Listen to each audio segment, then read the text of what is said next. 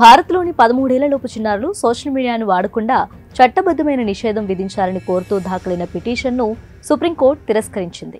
ఆ నిర్ణయం తమ చేతుల్లో లేదని కేంద్ర ప్రభుత్వాన్ని సంబంధిత అధికార యంత్రాంగాన్ని సంప్రదించాలని పిటిషనర్కు సూచించింది.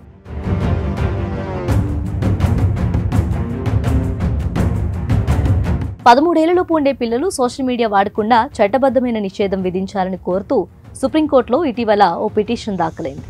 దీనిపై తాజాగా విచారణ జరిపిన అత్యున్నత న్యాయస్థానం ఈ పిటిషన్ను తిరస్కరించింది. ఇది పాలసీకు సంబంధించిన విషయమని, దీనిపై చట్టం చేయాలని పార్లమెంటును కోరాలని సూచించింది. ప్రస్తుతం దాఖలు చేసి ఈ పిటిషన్ను స్వీకరించలేమని justice B R Gavai, justice Augustine George మసీహ్తో కూడిన ధర్మాసనం పేర్కొంది. పిటిషనర్లు సంబంధిత విభాగానికి వినతి చేయాలని చెబుతూ ఆ పిటిషన్ను కొట్టివేసింది. ఒకవేళ ఇప్పటికే సంబంధిత విభాగానికి ఆర్జీ పెట్టుకుని ఉంటే వాళ్లు దాన్ని 8 వారాల్లో పరిష్కరించాలని తెలిపింది.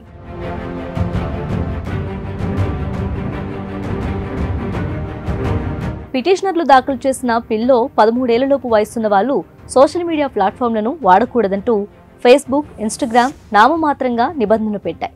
కేవలం యూజర్లు రిపోర్ట్ చేసినప్పుడు మాత్రమే అలాంటి అకౌంట్ల వివరాలు బయటికి వస్తున్నాయని జెబ్ ఫౌండేషన్ ఈ పిల్లో కోరింది.